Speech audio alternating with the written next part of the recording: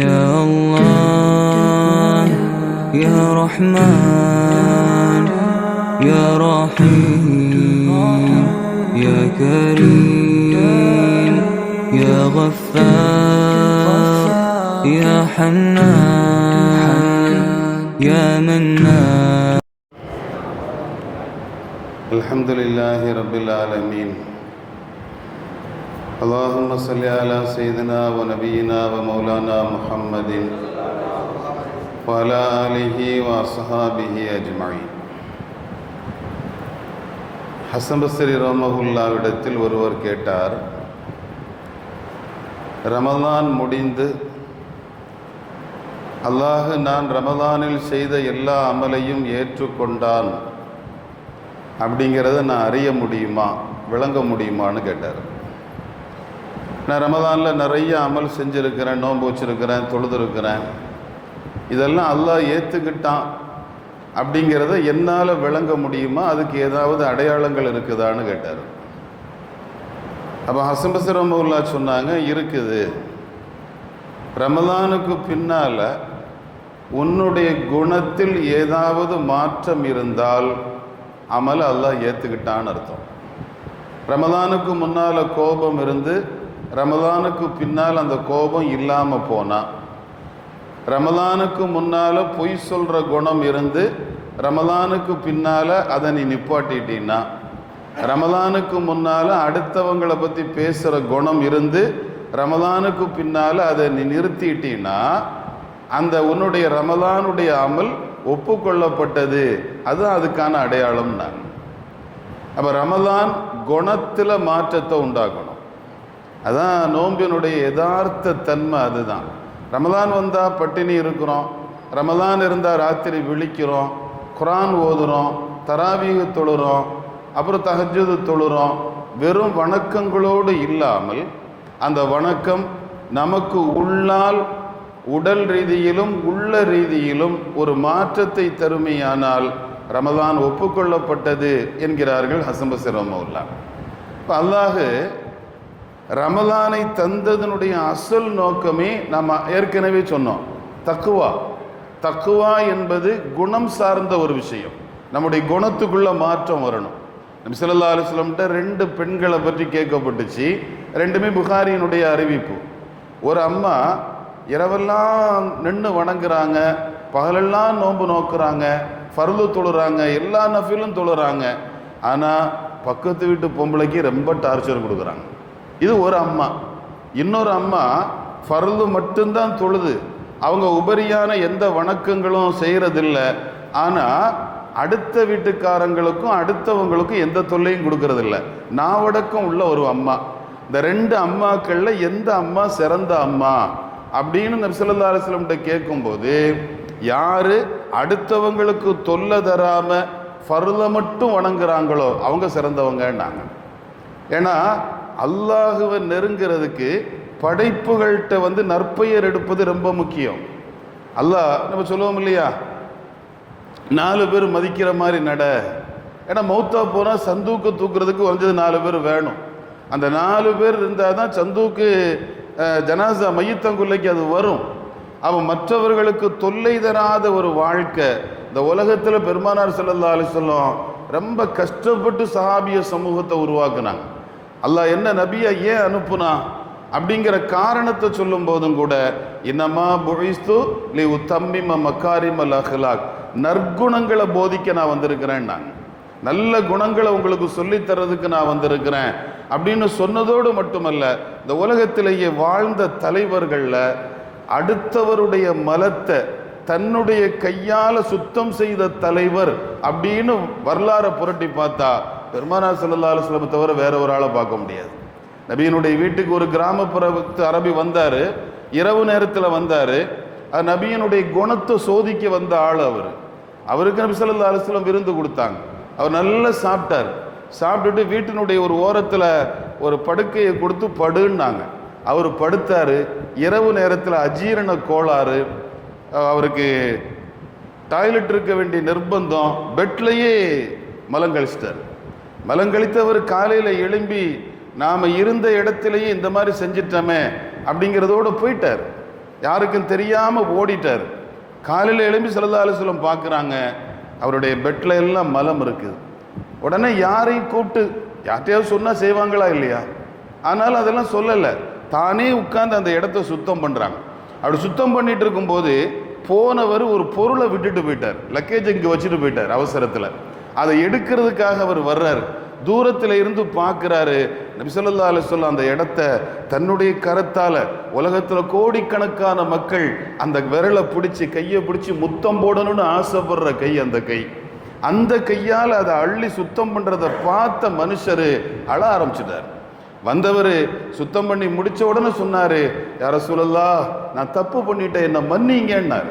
ரசூலுல்லாஹ் அந்த நேரத்தில் சொன்ன வார்த்தை, இல்லை இல்லை, நான் தான் தப்பு பண்ணிட்டேன். பைத்துல் கலா இருக்கிற இடம் எங்கே இருக்குன்னு உனக்கு சொல்லாதது என் தப்பு தானே. மலங்கழிக்கிற இடம் எங்கே இருக்குன்னு உனக்கு நான் சொல்லி இருந்தா நீ இந்த இடத்துல கழிச்சிருக்க மாட்டல்ல.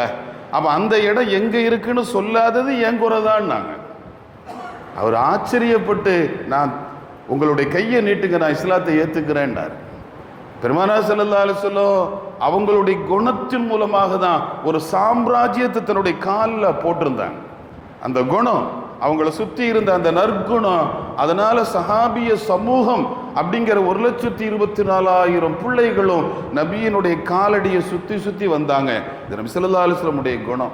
ஹுதைபியாவினுடைய ஒப்பந்தம் முடிஞ்சு மறு வருஷம் மக்காவுக்கு உம்ராவை கலா செய்யறதுக்காக வந்தாங்க.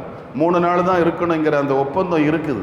அந்த 3 நாள் மட்டும்தான் மக்கால இருக்கணும். அதனால 3 நாளைக்கு உள்ளால வேக வேகமாக தவாஃபு சஇ எல்லாம் முடிச்சு கூடாரத்தில் உட்கார்ந்து இருக்கிறாங்க. 3 நாள் முடிஞ்சிருச்சு. மக்காவினுடைய தலைவர்கள் சுஹைல் இப்னு அம்ருனுடைய தலைமையில் வர்றாங்க. வந்து சொல்றாங்க, 3 நாள் ஆயிடுச்சு, போங்கங்கிறாங்க, கிளம்புங்கிறாங்க. ஸல்லல்லாஹு அலைஹி வஸல்லம் அந்த நேரத்தில் சொன்ன வார்த்தை, ஒரே 1 மணி நேரம் எனக்கு நீங்கள் அவகாசம் கொடுத்தா உங்களுக்கெல்லாம் ஒரு விருந்து வைக்கணும்னு ஆசைப்படுறேன். நீங்கள் எல்லாம் என்னுடைய தாய் பிள்ளைகள் அல்லவா, உங்களுக்கு ஒரு விருந்து வைக்கணும்னு ஆசைப்படுறேன். ஒரு விருந்து வச்சுட்டு நான் மதீனாவுக்கு போகிறேங்கிறாங்க. அதெல்லாம் முடியாது, உடனே கிளம்புங்கிறாங்க. அந்த நேரத்தில் தான் உமர் ரலியல்லாஹு அன்ஹு கோபத்தோடு சொன்னாங்க, மக்காவும் அப்பா வீட்டு சொத்தான்னு கேட்டாங்க. முதல்ல இந்த வார்த்தையை பயன்படுத்தினது ஹஜ்ரத் உமர் ரலியல்லாஹு அன்ஹு. மக்கா வந்து உங்களுடைய அத்தட சொத்தா? எங்கள் ஊருப்பா, எங்களுடைய சொந்த ஊர். இந்த ஊரில் 1 மணி நேரம் விருந்து போட்டுட்டு போகிறோன்னு சொன்னால் அவகாசம் தர மாட்டேங்கிறியே, இது யாருடைய வீடு அப்படின்னு கொஞ்சம் குரல் உயர்த்தி பேசின உடனே நபி ஸல்லல்லாஹு அலைஹி வஸல்லம் உமர் ரலியல்லாஹு அன்ஹு கூப்பிட்டு உட்கார வச்சாங்க. உட்கார வச்சுட்டு சொன்னாங்க, உமர், லா துஉதி கௌமன் ஜாரூனா ஃபி ரிஹாலினா, நம்ம இடத்துக்கு நம்மை சந்திக்க வந்தவங்களுக்கு நீ நோவினை கொடுக்கக்கூடாது. என்ன இருந்தாலும் நம்ம இடத்துக்குள்ள வந்திருக்கிறாங்க, நம்ம கூடாரத்தை தேடி வந்து நம்மள்ட்ட பேச வந்திருக்கிறாங்க. அப்படி பேச வந்தவங்களுக்கு நீ நோவினை கொடுக்கக்கூடாதுன்னாங்க. சுஹைல் இப்னு அம்ரு இதெல்லாம் பார்த்தவர் ஹிஜ்ரி 8 இஸ்லாத்துக்கு வர்றார். அப்போ நபி ஸல்லல்லாஹு அலைஹி வஸல்லமுடைய குணம், அந்த குணத்தின் மூலமாக ஒரு பெரிய மாற்றம் இந்த உம்மத்தில் ஏற்பட்டது.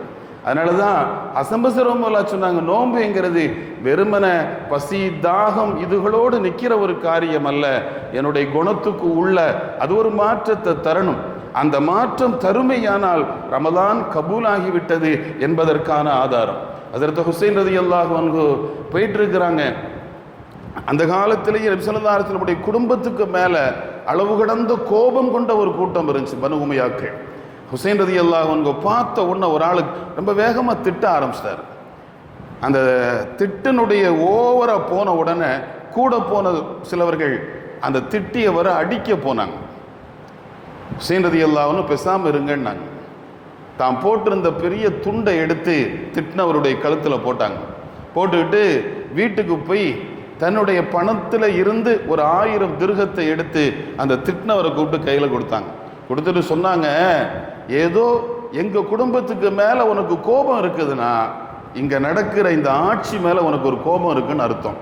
உனக்கு ஏதோ ஒரு தேவை இருந்து அந்த தேவை நிறைவேறாமல் போன விரக்தியில் நீ திட்டுற. அதனால என்ன நீ திட்டுறது நியாயம்தான், அந்த விரக்தி உனக்கு உண்டாகிறதுக்கு நான் காரணமாக இருந்திருக்கிறேன்ல, அதனால இதை நீ வச்சுக்கேன்னு சொன்ன உடனே அவர் சொன்னாரு, வல்லாஹி அலமு அன்னக மின் அவுலாதி ரசூலில்லா, நீங்கள் ரசூலுல்லாவுடைய பிள்ளைன்னு எனக்கு இப்போ தான் நல்லா கன்ஃபார்மாக தெரியுது. ஏன்னா இது யாருடைய குணம்? நபி ஸல்லல்லாஹு அலைஹி வஸல்லமுடைய குணம். தோளில் துண்டை போட்டு இறுக்கிக்கிட்டு ஏதாவது கொடுன்னு கேட்டால் கூட அந்த அந்த துண்டு கழுத்தை அறுத்த பின்னாலையும் கூட பாக்கெட்டில் கையை விட்டு இருந்ததை அள்ளி கொடுத்த நபியினுடைய குணம் அல்லவா, அந்த பேரப்பிள்ளை அல்லவா நீங்கள், அதை நான் விளங்கிட்டேன்னாங்க. அப்போ இந்த ஒரு மாதிரியான ஒரு குணம் படைத்த சமூக அமைப்பை நபி ஸல்லல்லாஹு அலைஹி வஸல்லம் உருவாக்குனாங்க. இறுதியாக இமாம் புகாரி அறிவிக்கிற ஒரு செய்தி, ஒரு நாள் நபி ஸல்லல்லாஹு அலைஹி வஸல்லம் சுபுஹ் தொலை வச்சாங்க.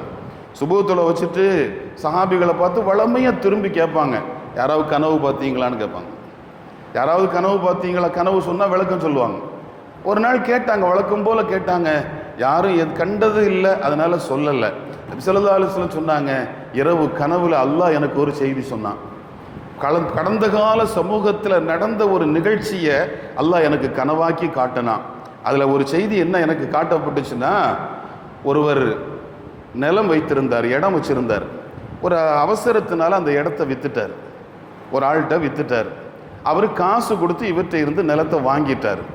நிலம் வாங்கினவர் வீடு கட்டுறதுக்காக குழி நோண்டினார்.